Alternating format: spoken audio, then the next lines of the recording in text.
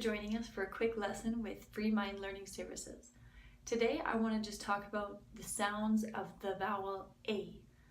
When we teach these to young kids, we only teach two vowel sounds, the short vowel sound and the long vowel sound. We teach that the short A sound is A and the long vowel sound is A. For example, cat has the short vowel sound A, cat. The word cake has the long vowel sound for the letter A, cake. There is a third sound for the vowel A though, and that's the sound A, like water.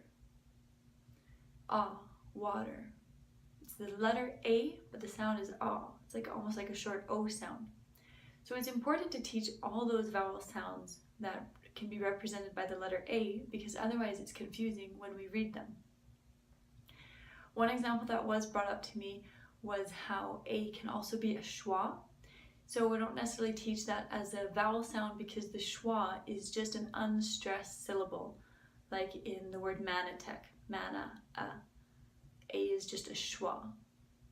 So just to recap, there are three sounds for the vowel A. That's the short sound A as in cat, the long sound A as in cake, and as the sound A is in water.